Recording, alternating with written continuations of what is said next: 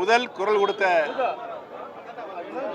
வீரன் அழகுமுத்தையோன் யாதவருடைய 267வது குரல் பூஜையை முன்னிட்டு அனைத்து இந்திய அன்னார முன்னேற்ற கழகத்தினுடைய தொண்டர் நிலைய உரிமை மீட்பு குழுவின் சார்பாக அவருக்கு எங்களுடைய புகழை செலுத்துவதற்காக வருகை புரிந்து அந்த மாவீரனுடைய புகழ் உலகம் முழுவதும் என்றும் உலகம் இருக்கும் வரை நிலைத்து நிற்கும் என்பதனை இந்த நல்ல நேரத்திலே தெரிவித்து இன்றைக்கு நாம் சுதந்திர சுவாச காற்றை சுவாசிப்பதற்கு முதல் குரல் கொடுத்த மாவீரர் அழகுமுத்து கோன் யாதவ் அவருடைய புகழ் என்றென்றைக்கும் நிலைத்து நிற்கும் என்பதை தெரிவித்துக் கொள்கிறேன்.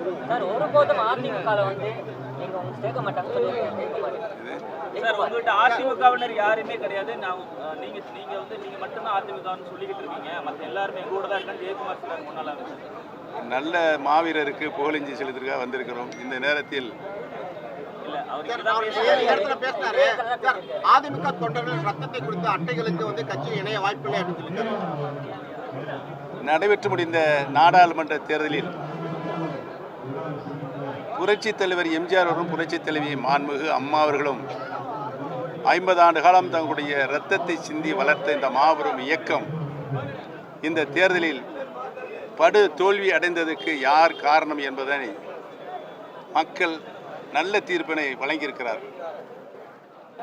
அனைத்து இந்திய அன்னார முன்னேற்ற கழகத்தினுடைய வெற்றி சின்னமான இரட்டை இலையை 7 நாடாளுமன்ற தொகுதிகளில் தன்னுடைய டெபாசிட் தொகையை இழந்திருக்கிறது.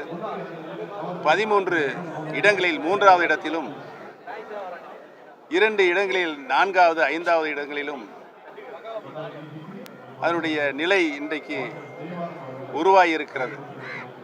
உருவாவதற்கு காரணம் அனைத்து இந்திய அன்னார முன்னேற்ற கழகம் தொண்டர்களுக்கான இயக்கமாக தொண்டர்கள் இயக்கமாகத்தான் புரட்சித் தலைவர் எம்ஜிஆர் அவர்கள் இந்த இயக்கத்தினை உருவாக்கினார்கள், நிறுவினார்கள். மாண்புமிகு அம்மா அவர்கள் இந்த இயக்கத்தை மாபெரும் இயக்கமாக யாராலும் வெல்ல முடியாத இயக்கமாக இந்த இயக்கத்தை உருமாற்றினார்கள்.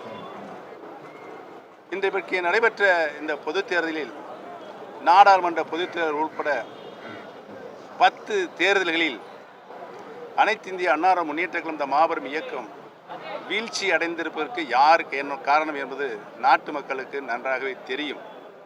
இந்த நிலை தொடரக்கூடாது என்பதற்காகத்தான் பிரிந்து கிடக்கின்ற அனைத்து இந்திய அன்னார முன்னேற்ற கழகத்தினுடைய சக்திகள் இணைய வேண்டும் என்று அனைத்து இந்திய அன்னார முன்னேற்ற கழகத்தினுடைய அடிப்படை தொண்டர்கள் கூக்குரல் எழுப்பிக் கொண்டிருக்கிறார்கள். மக்களும் இதே கருத்தை வலியுறுத்தி கொண்டிருக்கிறார்கள்.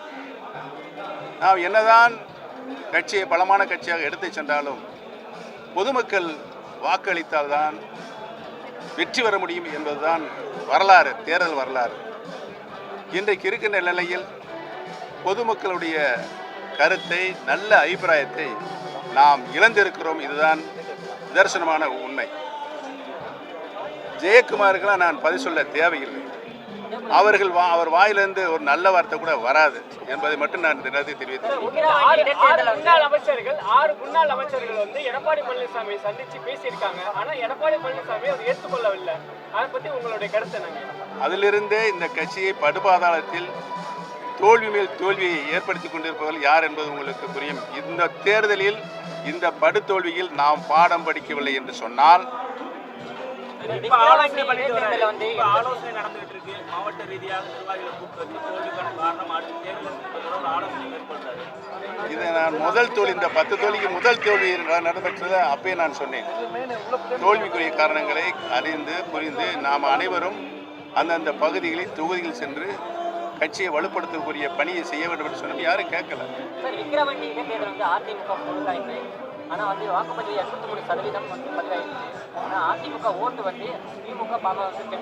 இன்னைக்கு பேப்பர்ல அதை பத்தி விளக்கமா சொல்லியிருக்கிறாங்க. அறிக்கை விட்டாங்க, அதிமுக ஓட்டு யாருக்கும் போடக்கூடாது, நடுநிலை வைங்க சொல்லி. 83-84% வாக்குப்பதிவில் இருந்தால் அதிமுக ஓட்டும் சேர்த்து தான் பதிவாகி இருக்கிறது நிலை இருக்கிறது. அவர்கள் யாருக்கு வாக்களித்திருக்கார் என்பது தேர்தல் முடிவு வந்தால் தெரியும். மக்கள்